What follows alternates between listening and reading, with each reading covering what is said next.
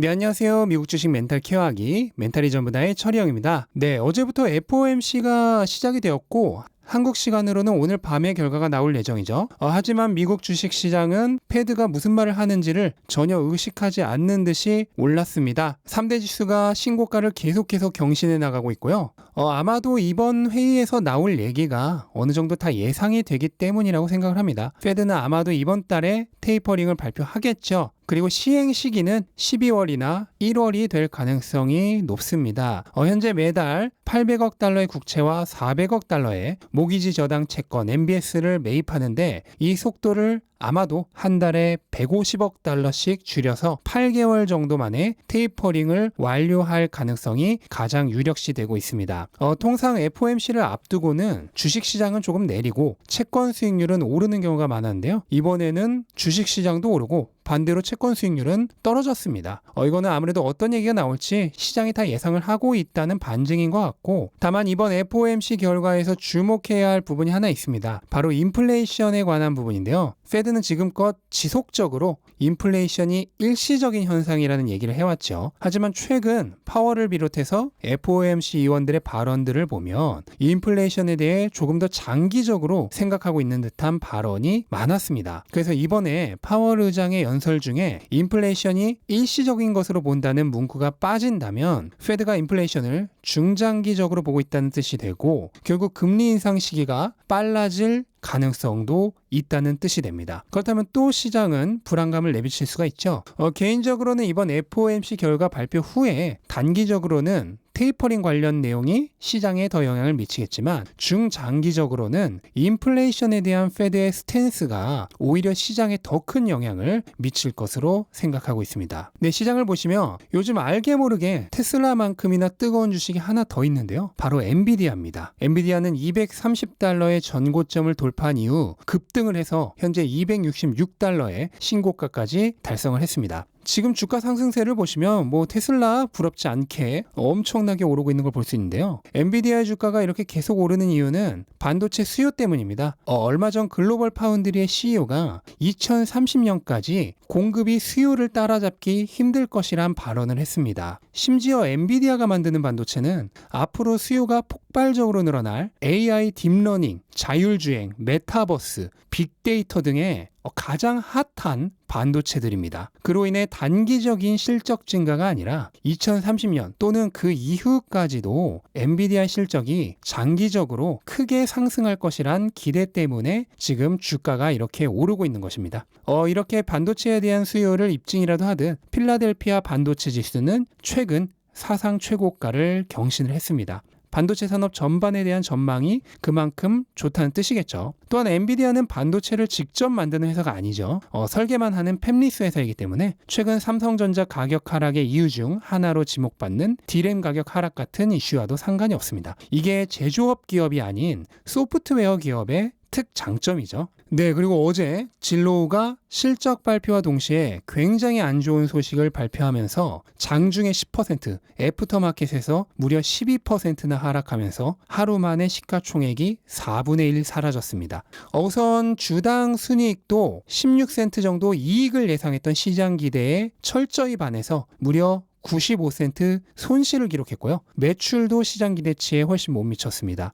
이렇게 된 이유 중 하나가 진로우의 핵심 비즈니스 중 하나인 홈 플리핑, 그러니까 주택을 매입을 해서 수리 및 개조를 한 다음에 더 좋은 가격에 판매를 하는 사업이죠. 그런데 이 사업 부문이 무려 4억 달러가 넘는 손실을 냈기 때문입니다. 이 사업이 이익을 내기 위해서는 당연히 본인들이 샀던 가격보다 더 비싸게 판매를 해야 되잖아요. 그런데 보통 주택을 매입을 해서 수리 개조를 한 후 다시 매도를 할 때까지 최소 6개월에서 그 이상의 시간이 필요한데 그동안의 시세 변화를 정확히 예측해야 되고요. 또한 매수할 때부터 나중에 더 비싼 가격으로 매도할 수 있는 충분히 상품성이 있는 집을 싸게 매수해야 하는데 거기에도 실패를 한 겁니다. 그래서 결과적으로는 너무 비싸게 집들을 매입을 했고 그로 인해 크게 손실이 발생을 한 겁니다. 그래서 진로우는 이 사업을 철수를 하고요. 사업을 위해 매수했던 7,000채의 주택을 28억 달러 정도에 판매할 계획이라고 얘기를 했는데 이 중 상당수는 손해를 보고 판매할 가능성이 크다고 보고 있습니다. 이 비즈니스는 어떻게 보면 진로의 핵심 비즈니스 중 하나였기 때문에 타격이 어마어마할 것으로 예상이 됩니다. 직원을 4분의 1이나 해고하는 것도 회사에게는 보통 일이 아닌 거죠. 이런 거는 노이즈가 아니라 실제 기업 가치에 영향을 미치는 꽤 중대한 사항입니다. 이런 게 바로 기업 가치의 훼손이 발생한 것으로 볼 수가 있고요.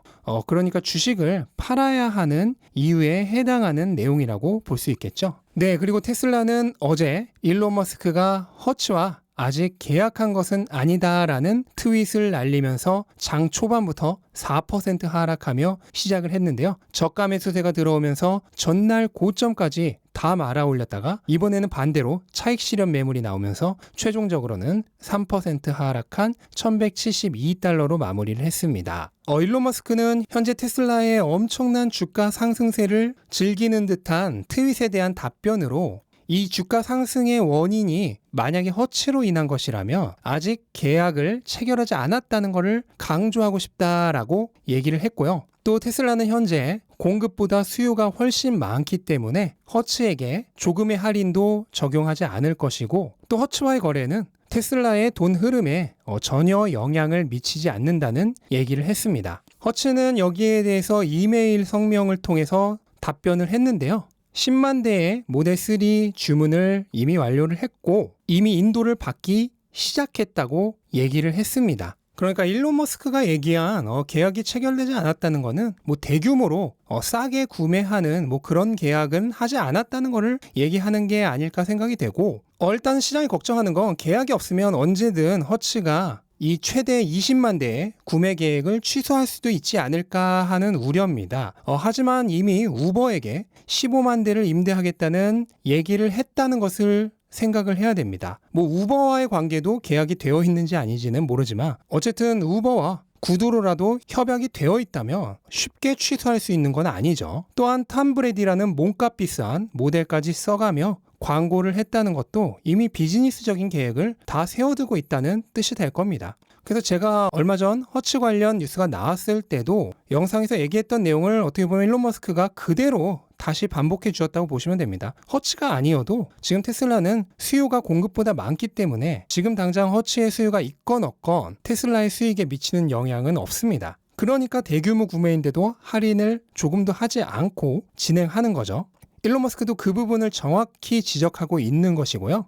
허츠의 테슬라 대량 구매에는 당장에 직접적인 이익이 있다기보다는 이걸 계기로 다른 렌터카 업체, 그리고 차량 공유 업체, 택시 업체가 테슬라를 추가로 구매할 여지가 생겼다는 것이죠. 그리고 그로 인해 테슬라의 간접 홍보 효과가 발생을 하고 또 차량을 이용해 본 사람들에게는 FSD와 슈퍼차저를 경험시킴으로써 일종의 체험판을 제공을 한 거죠. 그로 인해 테슬라 구매 유도를 할 수 있다는 여러 가지 장점이 있고 이런 부수적인 효과가 더 기대가 되는 것이었습니다. 그리고 게리 블랙도 얘기를 하듯 현재의 주가 상승은 허츠 때문이 아닙니다. 허츠 때문에 오른 부분도 있겠죠. 근데 그거는 단기 투자자들이 이 급등을 노리고 들어온 물량입니다. 장기 투자자 그리고 기관들은 허츠 때문에 산 것이 아니라 테슬라의 실적이 증가하고 있기 때문에 산 것입니다. 이 부분을 분명히 인지하고 있어야 하고요. 이미 몇 번이나 현재 테슬라는 실적 전망이 좋아지고 있어서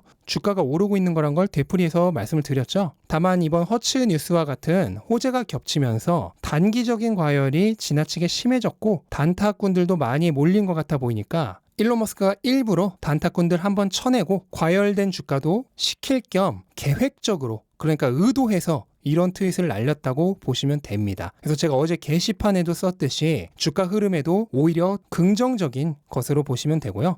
주사가 맞을 땐 아프지만 건강을 위해 필요할 땐 맞아야 되죠. 그런 것과 같다고 보시면 되겠습니다. 그래서 결국 노이즈에 불과한 사건이었고요. 일론 머스크의 전형적인 가짜 주주 떨궈내기입니다. 이런 노이즈에 팔 사람들은 슈퍼 위크 핸즈죠. 그러니까 빨리 나가주는 게 오히려 주가에 도움이 됩니다.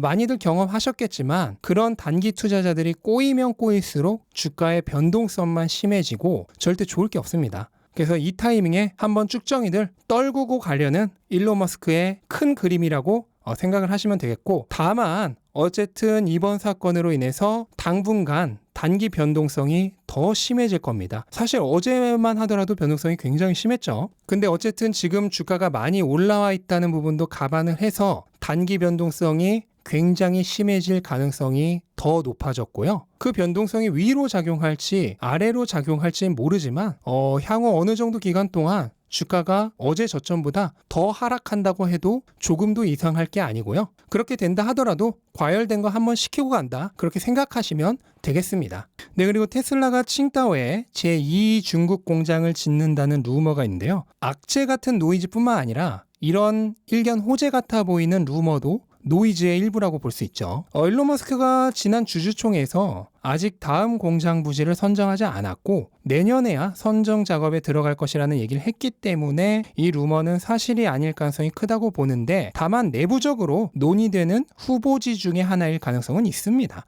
하지만 중국에 공장을 2개나 짓게 되면 향후 중국 리스크가 더욱 커지기 때문에 이게 정말 득인지 그 득실을 좀 잘 따져봐야 하지 않을까 생각을 합니다. 네, 제가 1년 전에 테슬라 1200불 간다라는 영상을 만들었었는데요. 어쨌든 그게 현실이 되었습니다. 근데 그때 얘기했던 이 $1200는 2025년에 달성한다는 얘기였습니다. 지금 2021년이 거의 다 끝나가니까 대략 한 3년 정도 앞당겨서 달성을 한 거고요. 저는 사실 이 영상 만들 때 진짜로 2025년에나 $1200 갈 거란 생각은 당연히 안 했고요. 이 영상을 보시면 여기 나와 있는 이 목표 주가가 그 당시 굉장히 불리시한 목표 주가 중 하나였습니다. 근데 지금 보면은 거의 베어리시한 목표 주가가 되어버렸죠. 그만큼 지금 테슬라의 실적 전망치가 엄청난 속도로 상승을 하고 있다는 얘기고요. 지금 애널리스트들이 얘기하고 있는 목표 주가들도 다 1년, 2년 지나서 보면은 정말 말도 안 되는 목표 주가였다라고 생각하게 되는 날이 올 것입니다. 자, 현재 테슬라 주가는 프리마켓에서 또 2% 가까이 하락을 하고 있습니다.